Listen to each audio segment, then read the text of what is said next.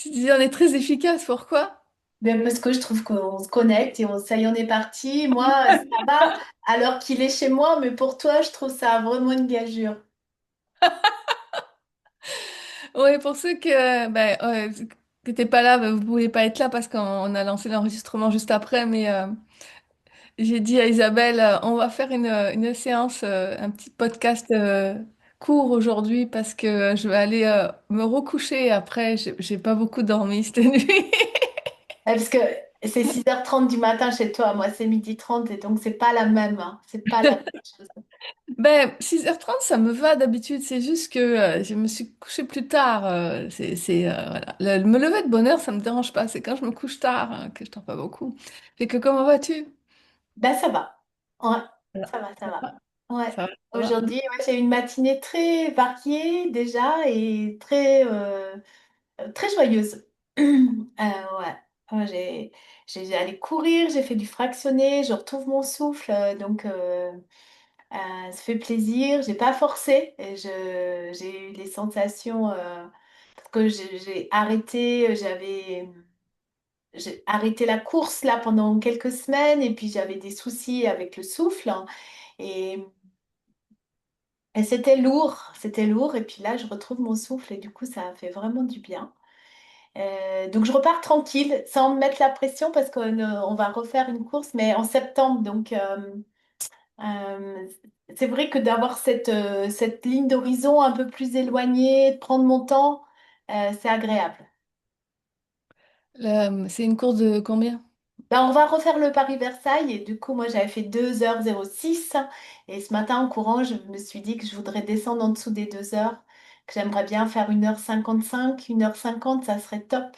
Donc là, je me dis, ça va, t'as 7 mois pour faire cet objectif et puis cet été, je vais aller m'entraîner à la montagne parce qu'on n'avait pas considéré cette côte des Gardes, donc entre Paris et Versailles, depuis la Tour Eiffel jusqu'à avant la forêt de Meudon, tu as une côte qui est très, très, très, très raide.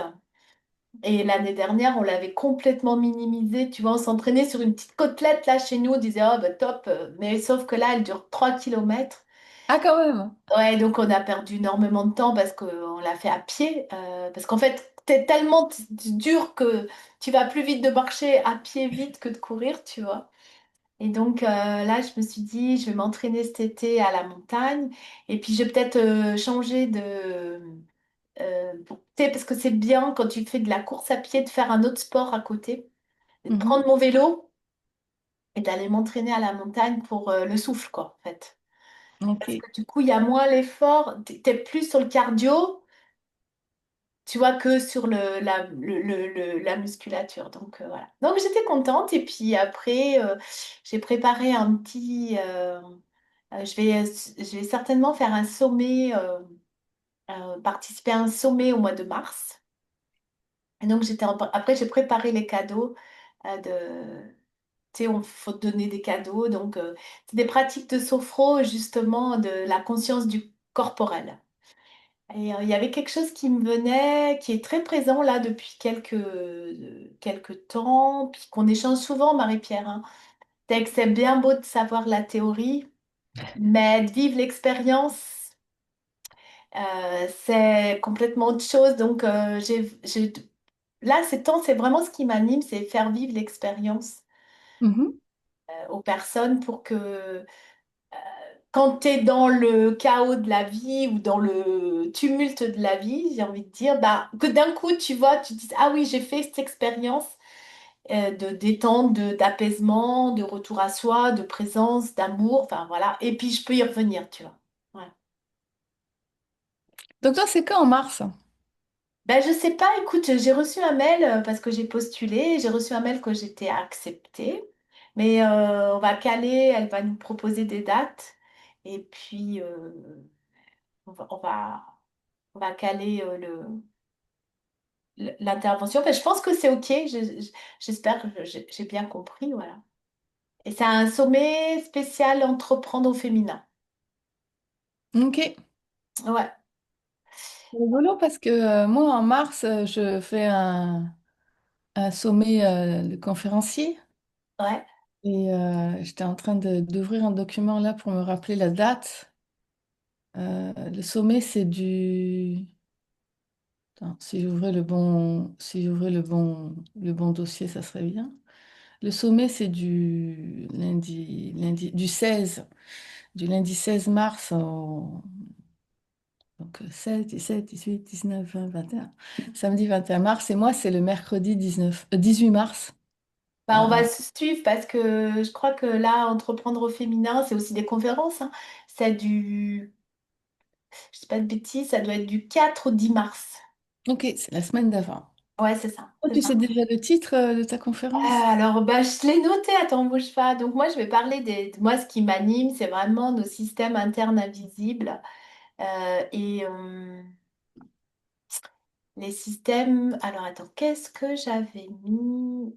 Ah, je ne sais pas si je vais. Euh, Attends, si, peut-être. Est-ce que j'ai envoyé le titre, puis tu vois, je ne l'ai pas ici. Donc, je vais parler des crises invisibles, en fait, qui s'invitent. Et puis, les signes et symptômes qui peuvent nous alerter. Et puis, comment on peut, en fait, bah, revenir voilà, dans cet amour de soi. Euh, mais j'ai plus le titre. Oh, je connais tellement ça. Ah, j'ai plus le titre. Ah, tu vois, que tu t'es pas rendu compte du glissement. Tu vois ce que je veux dire? Ou du débalancement, comme j'ai entendu ce mot, c'est une Canadienne qui dit ça, que je suis. Canadienne ou une québécoise? Fais attention à ce que tu dis. Voilà, mon Dieu, québécoise. Une spécialiste de l'Ayurveda, et elle parlait j'ai aimé ces deux mots qu'elle disait, à quel moment tu peux glisser facilement, tu vas glisser dans un déséquilibre. Dans Tu sais, le sens de... on a tous nos petites, nos préférences de glissement. Dans le sens de tomber dans le champ de patates, comme je Ouais, dis? c'est ça, ouais. Elle Ok. dit pas ça, mais j'ai aimé ce mot glisser, tu vois, parce que je trouve que il est plus intéressant que tomber, tu vois, parce qu'on glisse parfois sans s'en rendre compte, tu vois. Quand tu tombes vraiment, tu vois que tu es peut-être dans le truc, mais quand tu glisses, c'est que d'un coup, tu te dis, ah bah, j'ai vraiment glissé loin, quoi. Mm. Ça me faisait penser à, moi, tu sais, je sais pas faire du ski, mais j'en ai fait que deux fois. Et la première fois, j'ai juste eu cette sensation de la glisse, de l'agréable sensation de la glisse. Et puis j'ai eu cette sensation et paf, je suis tombée. Oui, il y a deux sensations au niveau de la glisse, effectivement. Mais c'était quand même, tu sais, heureusement que j'ai pu sentir cette sensation agréable de glisser et d'être ouais, comme ça, parce que ça m'a donné envie de remonter sur les skis après. J'aurais pu passer ma première leçon à faire que tomber, puis à rien ressentir. Mais on ressent vraiment les deux aspects de la glisse. On peut ressentir la glisse agréable Ouais, et la glisse où on tombe. C'est deux ouais. sensations différentes. C'est Alors pour ça c'était que... la glisse agréable, et comme j'étais très, très, du coup, dans ma sensation très agréable, j'ai plus, tu vois, j'ai trop géré le reste, et paf, je suis tombée. Mais c'était pas grave parce que je venais de vivre cette sensation agréable de glisse. Mhm.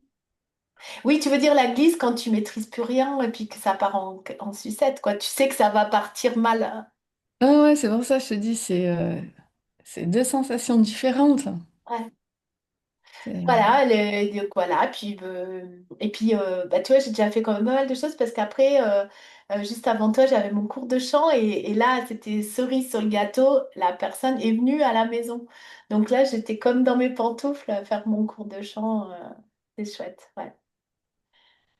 Donc plein Cool. de choses qui s'en viennent et puis j'ai à nouveau l'élan d'écrire. Je sais pas comment, je sais pas quoi. Je sais pas quel rythme, j'ai envie d'un rythme plus soutenu au niveau de l'écriture, pas de l'écriture, mais de la diction, quelque chose de plus rythmé, ouais. Ce qui m'a fait sourire, c'est quand tu as dit, quand tu as parlé de la préparation de ta course, où ben là, du coup, j'ai oublié la phrase exacte, mais quand tu as dit à un moment donné, on va aller plus doucement. parce que c'est plus rapide. Ah oui. Comment t'as dit Ce ça? que je veux dire, c'est que j'ai Ah non, mais je veux recommencé. dire la phrase exacte, parce qu'après je veux Ah, je me redire rappelle cette pas. Il phrase. faudrait qu'on rembobine.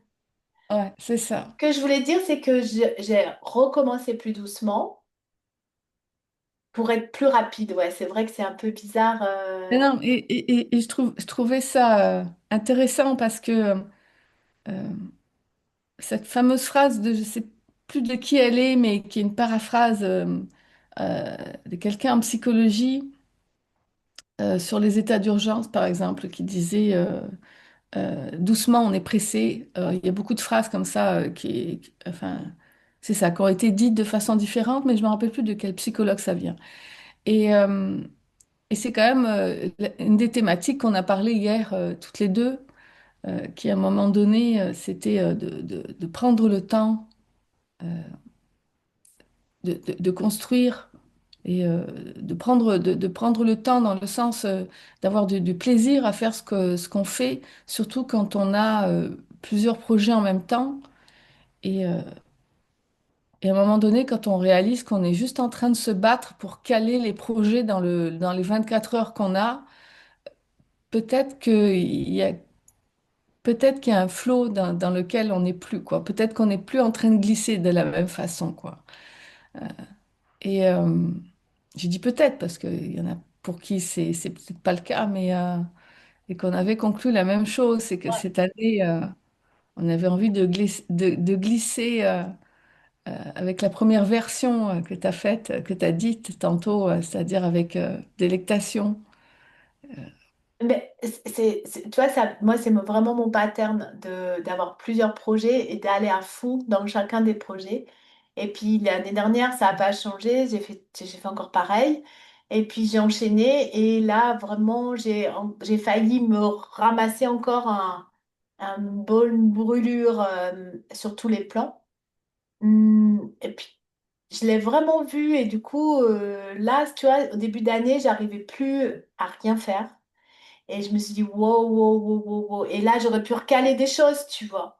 Je pourrais remettre une course en avril, je pourrais remettre un slam show en mai, quand tu viens.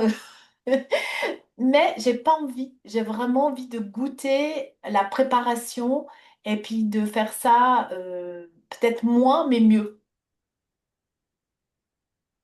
Mm. Et ça me fait rebondir sur c'est ce qui m'a popé là, sur le thème, sur le titre de la conférence que je vais faire le 18 mars. C'est le sommet, c'est sur l'abondance. Et, euh, et alors, à un moment donné, Véronique, qui est la fondatrice des Étincelles Divines et qui fait ce sommet, euh, me dit alors, c'est quoi le titre de ta conférence? Et j'ai dit, ouais, mais l'abondance, j'ai pas envie de le traiter spécialement comme généralement on le traite sur l'abondance financière. Elle me dit, mais non, c'est un sommet qui parle de l'abondance en général. Ça peut être l'abondance de temps, justement, l'abondance d'amour, l'abondance. Et tu sais comment je fonctionne. Je demande à la vie et puis je demande à qui je suis. Puis à un moment donné, ça peut durer des jours sans que j'ai rien qui passe. Et puis d'un coup, ou ça peut être comme ça d'un coup. Et alors, je le lis parce que ça va être plus facile. Et donc moi, ça va être sur le thème de la décision. Et c'est la peur du manque ou bien l'enthousiasme, le vrai moteur derrière nos décisions. C'est de décider pour se protéger et commencer à décider pour s'expanser.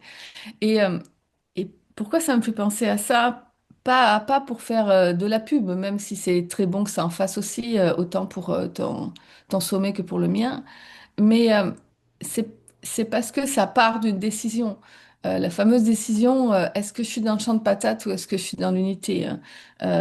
Est-ce que je suis en train de glisser? Et comment je suis en train de glisser? Hein. Ou est-ce que je suis dans la peur? Parce que tu vois, des fois, on veut faire des choses. Moi, je vois très bien que, il faut que je fasse des choses parce que je suis dans la peur de pas être abondante. Et du coup, il faut faire des actions, tu vois, pour Dans la bien peur du manque. marketer, quoi. Mm. Quand tu as dit qu'on est dans la peur. Et c'est pas. Il y a des fois, c'est évident qu'on est dans la peur du manque. Il y a des fois, c'est évident qu'on est dans l'enthousiasme. Il y a des fois, c'est pas évident parce qu'on est persuadé qu'on est dans l'enthousiasme, alors que c'est pas du tout ça. Des fois, c'est l'inverse. On est persuadé qu'on est dans la peur du manque, et c'est pas du tout ça. Donc, c'est un peu plus rare quand c'est dans ces points un petit peu plus caricaturaux. Mais la plupart du temps, on se pose même pas la question, quoi. Et donc, on s'arrête même pas 3 secondes pour explorer, pour ressentir l'état intérieur dans lequel on est. Ou des fois, on le ressent, mais on n'arrive pas à le décoder, quoi. Et, et c'est quand même, ces décisions, on en prend toute la journée des décisions. La décision de savoir si on sourit ou non, la décision de voir la vie de telle façon ou non, c'est une décision, quoi. Et c'est le fameux choix joyeux que je parle dans la méthode, enfin, pas, c'est pas la méthode, mais dans les 7 clés de l'approche du tout réuni, où je me dis, OK, c'est quoi que je veux choisir? J'ai le droit de choisir mon expérience de champ de patates, j'ai le droit de choisir mon expérience d'amour, d'unité, c'est quoi que choisir? Et la vie, elle pousse, et elle me dit, c'est quoi que tu choisis? Comment tu veux me voir? Et c'est ça. Je souris parce qu'on en a parlé encore hier, et l'abondance de temps, on a l'impression que le temps n'est pas une abondance. Parce qu'on dit toujours justement que le temps n'est pas extensible. Alors que d'abord, on peut jouer sur la notion de temps, on peut avoir une impression très rapide ou très longue, très lente du temps. Et après, on peut le vivre différemment, le temps. Et dans ce sens-là, c'est une abondance. Donc d'un côté, oui, ça n'est pas une, et tant mieux. Comme la vie, la vie en tant qu'Isabelle Leroy ou en tant que Marie-Pierre Gonzalez, à un moment donné, cette histoire va s'arrêter. Et quelque part, tant mieux, parce que c'est ce qui donne de l'élan au présent. Et en même temps, elle peut être longue profondément, quoi. C'est-à-dire dans sa richesse de ressenti, quoi. Et le temps, c'est pareil. Il peut être profond, le temps. On peut le vivre comme ça. Et pour ça, il y a une des choses, en tout cas à ma connaissance, euh, qu'on a faite, que j'ai pas vu faire mieux, c'est rentrer dans cette lenteur, quoi. Ou dans l'instant présent, l'un ou l'autre. Que j'allais dire, tu vois, moi aujourd'hui, là, les 3 choses que j'ai faites, j'ai vraiment eu l'impression que j'ai eu une journée de travail, tu vois ce que je veux dire? Pas de travail, d'activité. Alors, parce que j'ai vraiment été présente à ce que je faisais. Mais vraiment, vraiment. Et du coup, ça me donne une joie énorme. Vraiment, et du coup, c'est très efficiente. Tu vois, je regarde là, j'ai préparé donc le bonus, mais je me dis, wow, je l'ai fait en 1 heure de temps, c'était pile parfait, c'était fluide, ça allait bien parce que j'étais très présente. Et j'étais pas dans l'action d'après, tu vois. C'était vraiment intéressant.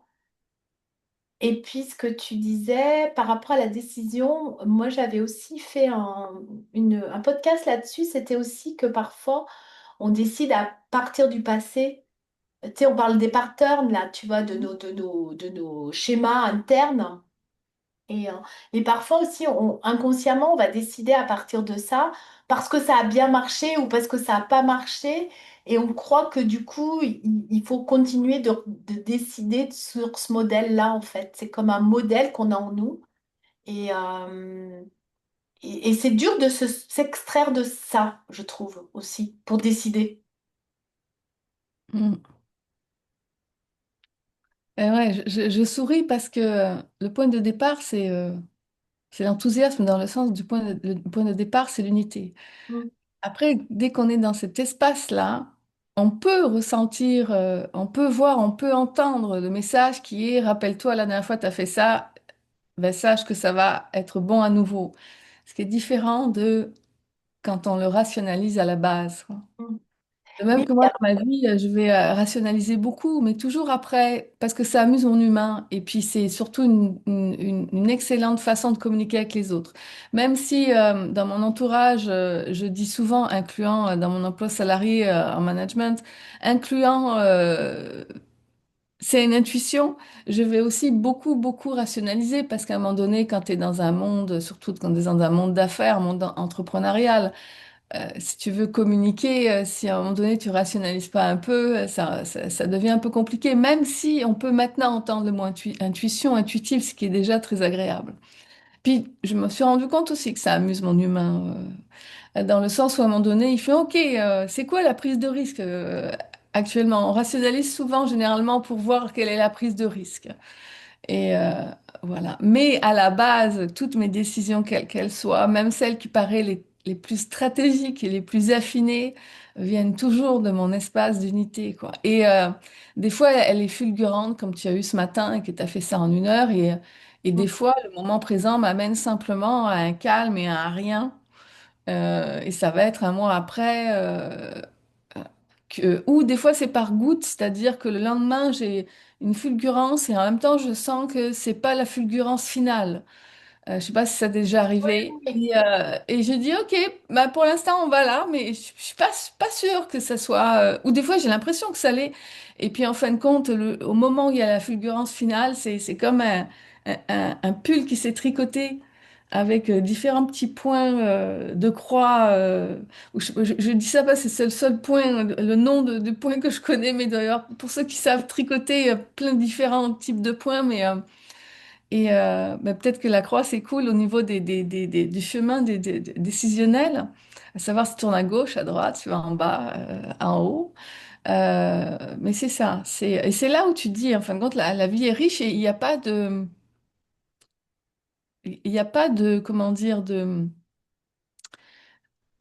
chemin décisionnel précis, si ce n'est, en tout cas pour moi, est-ce que ça part d'un état de manque? Est-ce que ça part du champ de patates ou est-ce que ça part de l'amour, quoi? Parce qu'après le reste, peut prendre tellement de formes.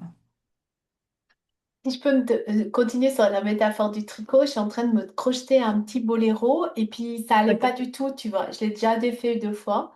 Et puis là, il prenait une proportion, mais ça allait pas et je continuais. Et donc, à la maison, il me disait, mais je comprends pas pourquoi tu continues alors que je disais, ça me plaît pas. Ce que je faisais, ça me plaisait pas du tout.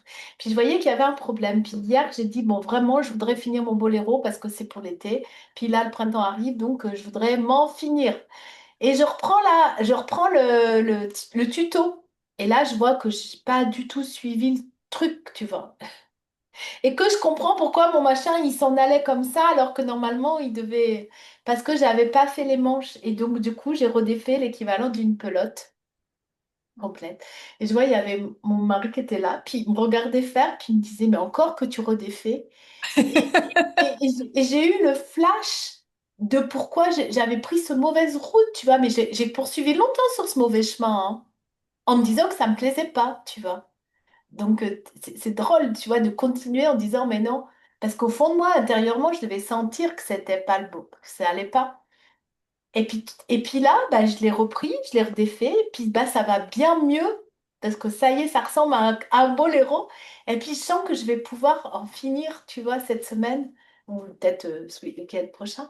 Et c'est exactement ça, c'est-à-dire qu'il y a par moment, tu vois, c'est schématisé, mais il y a par moment, on s'en va vers une direction qu'on sait que c'est pas la bonne. Dans le sens, c'est pas harmonieux, oui, Ouais, c'est effectivement. pas harmonieux. Puis que tu continues parce que tu sais, tu te dis bah, d'abord que je veux en finir avec cette affaire-là ou je veux pas dire je change ma décision. Tu sais, parce que tu veux pas avoir l'air genre t'es pas. Ouais, t'avais dit ça, puis tu reviens, tu vois. Et là, c'était pareil, j'ai redéfait, mais c'était après bien mieux pour repartir, tu vois. Donc, c'est pas. Il y a des gens qui veulent pas faire machine arrière parce que ils paraîtraient pas décideurs. Oui, et c'est une question que je me pose souvent, que ce soit dans ma vie ou que ce soit justement dans mon rôle en management. Je pense que c'est une décision légitime qui me semble être bon de se poser de temps en temps, voire régulièrement. Est-ce que ce qui arrive a un rapport avec ma décision de départ qui n'est peut-être pas celle qui est la plus harmonieuse? Je dis ça dans le sens où moi, mon but, c'est l'harmonie, après chacun son but, ok? Euh, ou est-ce que non? C'est juste le vent qui souffle et si je maintiens le cap, ça va aller. Et effectivement, il y a des fois où le cap est pas le bon, quoi. Mm. C'est-à-dire, c'est pas le cap final. On pense que c'est le cap final, mais c'est pas celui-là qui va nous amener à réellement ce qui va donc être harmonieux, quoi. Ouais, c'est ça. Et autant c'est difficile de maintenir parfois, autant c'est difficile d'accepter de changer parfois. Et ça, c'est dans les plus, je trouve, plus difficiles décisions. Heureusement, c'est pas tous les jours qu'on a à prendre ce genre de décision-là. Et alors là, je sais, je répète toujours la même chose, mais la seule façon, c'est de revenir dans l'unité, quoi. Parce que dès que t'es dans ta tête, oublie ça, quoi. C'est pas possible, quoi. Bah, comme hier, tu vois, j'ai redéfait une pelote, plus d'une pelote complète. Enfin, ça fait des semaines que je suis dessus, donc ça veut dire, tu te rends compte, t'as fait ça, puis c'est pas bon, tu vois. Et au contraire, après, ça m'a donné de la joie parce que je vois que maintenant, là, je suis sur le bon chemin. Donc, c'est accepter que tu te sois trompé de chemin, tu vois, et, et tu as raison dans le sens où euh, il m'a fallu une pause quand même, tu vois, il m'a fallu que j'étale mon ouvrage, mais vraiment concrètement, puis que je dise, bah non, ça va pas. Il y a des fois dans la vie des situations où il faut accepter que ça va pas. Oui, que ça va pas et que c'est notre entêtement. À ce Oui, moment-là, on va le qualifier d'entêtement. oui, Quand ça va, on le qualifie de persévérance et du oui, courage. Et que ces deux expériences, est du champ de patates, l'autre est une expérience d'amour, d'unité, mais que ces deux expériences que l'on va systématiquement faire ouais, parce parce que c'est la vie qui est comme ça. La seule chose, c'est d'apprendre, selon moi, à reconnaître le plus rapidement possible lorsqu'on est dans cet entêtement, dans ce champ de patates. Et comme en fin de compte, tu l'avais vu dès le début, ou pratiquement.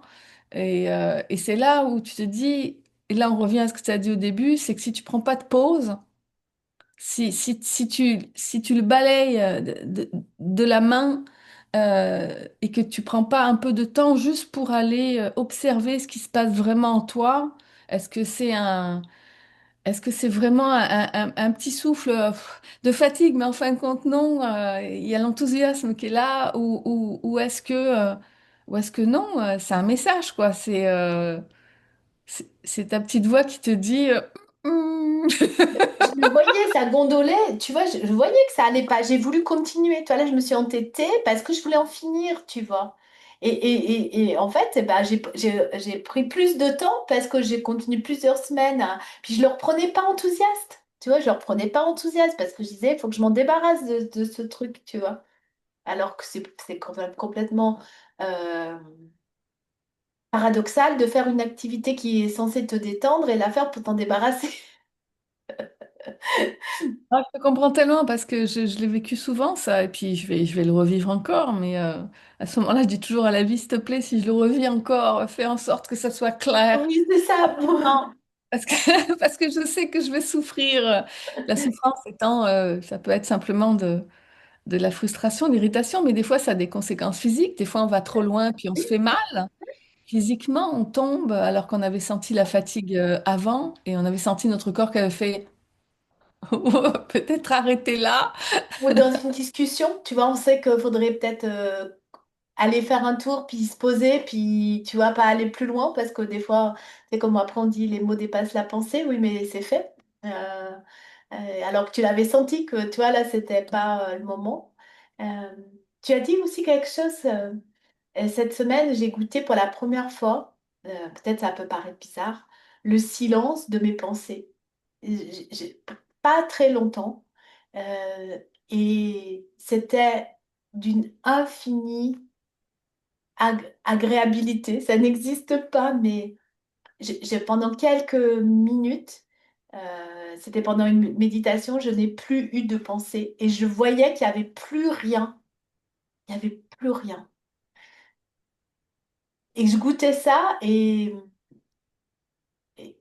et tout mon corps goûtait ce rien. Et ben, ce rien ou ce tout, j'en sais rien, mais c'était trop, trop, trop, trop bon. Et j'ai eu une discussion avec ma maman qui m'a dit, c'est pas possible de pas avoir de pensée. Et je lui dis, si, je me suis entraînée pour ça.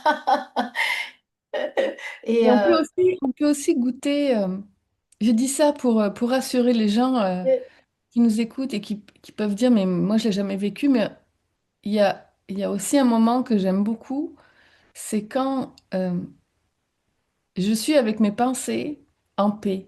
oui, Je les vois oui, défiler, c'est euh, ça. Oui. C'était la table d'avant, ouais. je les vois juste passer et elles me rendent heureuse parce que j'en achète aucune. Et, c'est très agréable aussi. Ouais, moi, c'était l'étape d'après, mais pendant quelques secondes, il n'y avait plus rien. Tu vois, il n'y avait vraiment rien. Et, et j'avais même plus, parce que j'ai de l'acouphène, j'avais même plus l'acouphène. Il n'y avait même plus rien. Et là, j'étais là comme ça. Mon corps, littéralement, je flottais dans rien. Mais bon sang, après, ce qu'il y a, c'est qu'il faut revenir, tu vois, il faut revenir dans la vie et puis effectivement, de voir plus les pensées. Après, ça fait cet apprentissage, quoi. Ouais. Et j'avais très peur du rien, moi. J'ai Ah, très, très peur du rien. ah ouais, je te comprends. C'est quelque chose que j'ai vécu aussi, cette peur du rien. Très, très, très peur. Ah, s'il n'y a rien. Euh, ben, des fois, ça m'arrive encore, pas pas en méditation, mais je pense que je t'en avais parlé. C'est quand je me disais, justement en parlant du temps, quand je me disais, quand j'ai réalisé qu'à un moment donné, je me mettais en situation inconsciente d'adrénaline en étant justement au dernier moment. Et à un moment donné, j'étais plus au dernier moment et là, j'ai ressenti une sorte de vide. Et, euh, et là, j'ai senti mon humaine paniquer à l'idée, OK, mais qu'est-ce qu'on va faire alors de tout ce temps qui nous reste? Et là, j'ai fait waouh, j'ai une zone que j'avais pas encore explorée, j'avais pas encore découvert et observé chez moi. Euh, et il a fallu que je me mette dans des circonstances où j'étais dernier moment, je comprenais pas pourquoi. Et parce qu'il y a des fois, c'est le dernier moment, parce que voilà, c'est le dernier moment, et puis c'est très apaisant, c'est très apaisé comme cheminement. Mais là, c'était pas un dernier moment qui était apaisant avant et qui a été apaisant au moment où je l'ai vécu. Et ouais, c'est rigolo. Est-ce que tu as envie d'ajouter quelque Ouais, chose? juste, puis on terminera, mais j'ai fait un screen parce que j'ai trouvé très intéressant, tu parles d'adrénaline. Il y a David Laroche qui a partagé les 7 neurotransmetteurs, leur rôle, le déficit et l'excès, et du coup ce qu'on peut faire avec dans l'adrénaline, tu vois, c'est pour ça que ça m'a fait penser à ça. Il disait hormone de l'action, de la gestion du stress et de la mobilisation immédiate d'énergie. En déficit, difficulté à réagir vite, baisse de performance lors des pics de pression. Tu n'y arrives pas, tu vois. Et puis en excès, ben, du coup, l'anxiété, le stress chronique, l'instabilité. Et donc la routine, ben, s'exposer au stress contrôlé. Donc l'exposition, c'est sûr que l'expérience est toujours des fois un bon remède. Marcher, s'hydrater et la cohérence cardiaque. J'ai bien aimé, tu vois, de côté de voir que tout est enfin, voilà, tout est une expérience, comme tu dis, hein, que ce soit en excès, en déficit et comment on peut faire pour se réguler. Je trouvais ça intéressant. Oui, j'aime beaucoup la science Oh. quand Oui, parce que ces neurotransmetteurs, c'est nous qui les fabriquons, donc on peut les fabriquer et dans tous les sens du terme, quoi. Oui, il y a une expression, enfin, il y a deux expressions qui pour moi sont les mêmes. Il y en a une qui est née avant la poule ou l'œuf. Oui, Et puis, il y a l'expression que je trouve qui correspond à ça au niveau scientifique, je me rappelle plus non plus quel scientifique l'avait nommé. C'était est-ce que c'est l'organe qui crée la fonction ou la fonction qui crée l'organe? Et même s'il y a une légère différence entre ces deux expressions, ce qui m'intéresse dans leur point commun, c'est peut-être que c'est les deux en même temps, quoi. Donc, quand les gens disent, et c'est des questions que je me suis posées aussi, ok, est-ce qu'on est un être spirituel qui vivons une expérience humaine? Est-ce qu'on est un humain qui vivons une expérience spirituelle? Est-ce que c'est plus important le corps, l'esprit, le cœur, les émotions? Et en fin de compte, à un moment donné, on se dit, mais peut-être que tout se répond, peut-être que c'est tout à la fois. Il y a des connexions. Et c'est ça. Si la base est là, scientifiquement, on l'a prouvé que la base de l'humanité, quand je parle de l'humanité, c'est incluant les processus végétaux, animaux, etc., était basée sur l'homéostasie.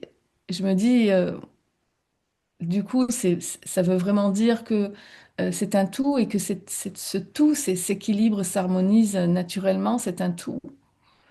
Mm. C'est pour ça que moi j'aime bien parler de système parce que je trouve que c'est tout des systèmes avec des engrenages, tu vois, qui fonctionnent ensemble, quoi. J'adore cette vision du monde. On se dit au revoir, On se dit au revoir, à la semaine prochaine. à la semaine Bye prochaine. bye à tout le monde. Bye.